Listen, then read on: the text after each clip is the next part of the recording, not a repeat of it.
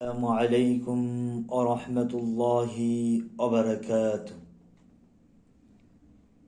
نحمده ونصلي على رسوله الكريم. أما بعد، قال النبي صلى الله عليه وسلم: ثلاثة لا ترد دعوتكم: الصائم حتى يفطر، والإمام العادل، ودعوة المظلوم، أو كما قال عليه الصلاة والسلام। मेरे দুস্থ বুজুর্গ ভাইও, হাদিসে এসেছে রমজান মাসে আল্লাহ তাআলা মানুষের প্রতি বেশি রহমত দান করেন, বেশি হারে মানুষকে ক্ষমা করেন এবং অন্য অন্য সময়ের তুলনায় বেশি হারে দোয়া কবুল করেন। এই হাদিস পূর্বে একদিন শোনানো হয়েছে। আর এক হাদিসে রাসূল সাল্লাল্লাহু আলাইহি ওয়াসাল্লাম বলেছেন: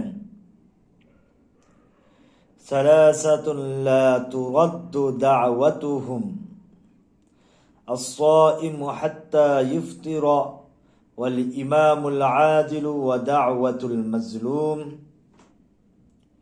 তিন ব্যক্তির দোয়া আল্লাহ তাআলা ফেরত দেন না। এক হলো রোজাদারের দোয়া আল্লাহ তাআলা ফেরত দেন না, কবুল করেন। দ্বিতীয় হলো ইনসাফগার শাসক। আল্লাহ কাছে ইনসাফগার শাসকের অনেক মর্যাদা, তার দোয়াও আল্লাহ তাআলা ফেরত দেন না, কবুল করেন। তৃতীয় হলো মাজলুম ব্যক্তি। মাজলুমের দোয়া আল্লাহ পাক ফেরত দেন না, কবুল করেন। এই হাদিসে প্রথম নম্বরে রোজাদারের কথা বলা হয়েছে। রোজা অবস্থায় রোজাদারের দোয়া কবুল হয়। বিশেষভাবে ইফতারের সময়ের কথাও বলা হয়েছে। ইফতারের সময় দোয়া করা চাই। ইফতার শুরু করার আগে হোক, ইফতার কিছুটা করার পরে হোক, অথবা ইফতার সম্পূর্ণ শেষ করে তারপরেও হোক, দোয়া হাত তুলে হোক বা হাত তুলে না হোক, সব অবস্থায় দোয়া কবুল হয়। হাদিসে ইফতারের সময় বিশেষভাবে একটা দোয়া করতে শিক্ষা দেওয়া হয়েছে। আল্লাহর পয়গম্বর রাসূল আরবি সাল্লাল্লাহু আলাইহি ওয়াসাল্লাম শিক্ষা দিয়েছেন: ইয়া ওয়াসিআল ফাদলি ইগফিরলি, ইয়া ওয়াসিআল ফাদলি ইগফিরলি। হে বড় অনুগ্রহশীল খোদা, তুমি আমাকে ক্ষমা করে দাও। আল্লাহর পয়গম্বর রাসূল আরবি সাল্লাল্লাহু আলাইহি ওয়াসাল্লাম এই দোয়াটা এইভাবে আরবিতে করতেন। রাসূল সাল্লাল্লাহু আলাইহি ওয়াসাল্লাম এর মনোনীত ভাষায় আল্লাহর কাছে বেশি পছন্দনীয় হবে। তাই আরবিতে এইভাবে দোয়া করতে পারলে ভালো, না পারলে নিজের ভাষায় ক্ষমার দোয়া চাইতে হবে।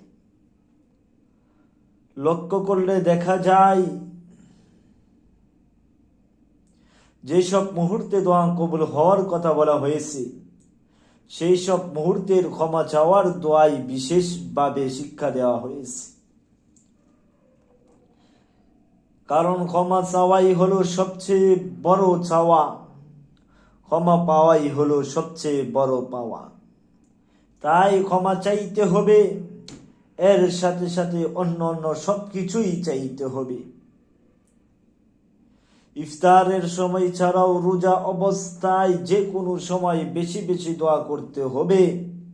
নিজের জন্য দোয়া করতে হবে, অন্যর জন্য দোয়া করতে হবে, জিন্দাদের জন্য দোয়া করতে হবে, মুর্দাদের জন্য দোয়া করতে হবে।